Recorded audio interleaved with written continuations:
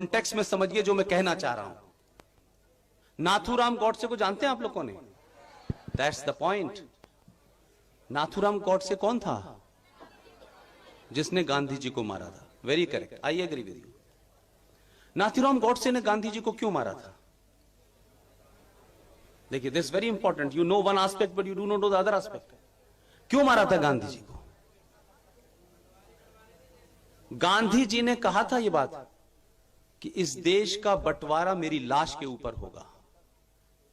यह गांधी जी ने उस वक्त के देश के लोगों को भरोसा दिया था कि बंटवारा होगा तो मेरी लाश के ऊपर होगा, मेरे जीते जी नहीं होगा। यही बात थी कि नहीं? यस और नो बोलिए।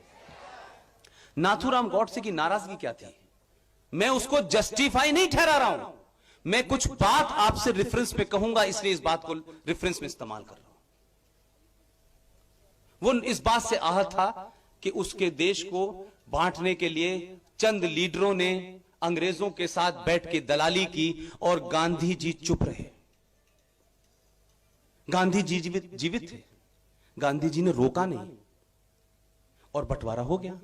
उसकी समझ में जितना आया कि मैं शायद इनकी हत्या कर दूंगा तो बंटवारा रुक जाएगा, लेकिन ऐसा नहीं हुआ। मैं सिंह साहब से अक्सर यह बात कहता हूं कि वो गलत था, सही था, मैं इस पे नहीं जा रहा, न मैं उसको सही ठहरा रहा, और हत्या को मैं किसी तरीके से जस्टिफाई नहीं कर सकता। लेकिन आज पिछले 2 साल से इस देश में एक वर्ग कहता है कि हम पाकिस्तान नहीं गए, क्योंकि जिन्ना ने जब पाकिस्तान बनाया तो हम नहीं गए, हम भारत में रहे और हमने बंटवारे की मुखालफत की, विरोध किया, अपोजिशन किया। यही बात है। इसी इतिहास में जिसको आप लोग पढ़ रहे हैं, उसी इतिहास में कहा गया कि जिन्ना ने, जो अभी सिंह साहब कह रहे थे कि जिन्ना ने देश बंटवाया, यही पढ़ा है आपने।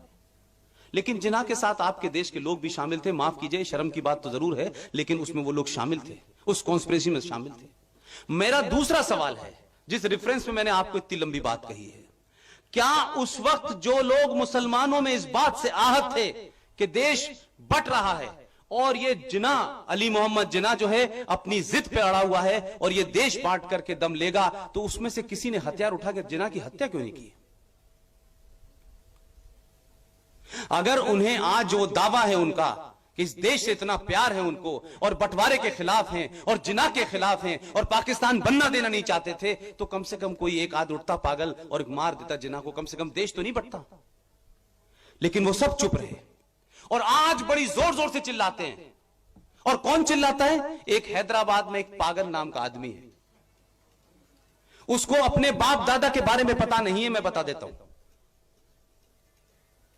उसका दादा रिजवी, जब भारत का विभाजन हुआ और यह कहा गया कि साहब जितनी रियासतें हैं उनको भारत में मिलना है और पटेल साहब इस काम के लिए लगाए गए, तो यह पता चला कि वो कहता था नो, हैदराबाद आजाद होगा, हम पाकिस्तान में मिलेंगे।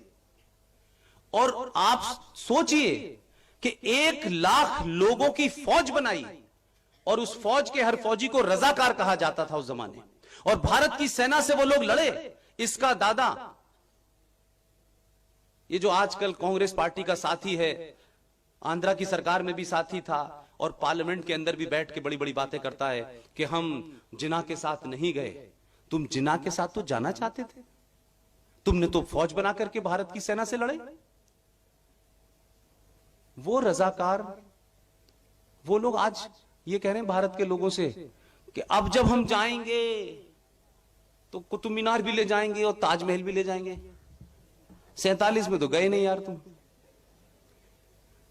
और अब तुम हमको सुना रहे हो क्या कहते कि हम भारत के बड़े, हमारी हुब्बुल वतनी है और बड़े हम देशभक्त हैं।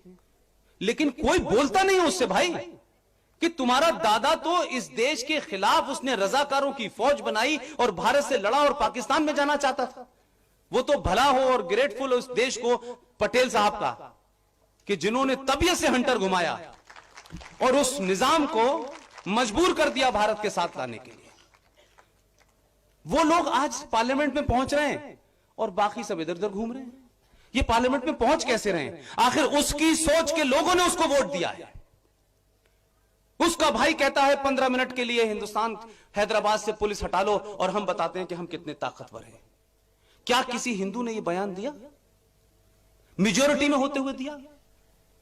और जिस दिन हिंदू बयान दे देगा, माफ कीजिएगा, आप मुझे याद रखिएगा, दिल्ली के अंदर से लेकर के कलकत्ता और अमेरिका तक कहा का मच जाएगा कि देश के अंदर हिंदू मुसलमानों के खिलाफ है, अगर वो ये बयान दे दे।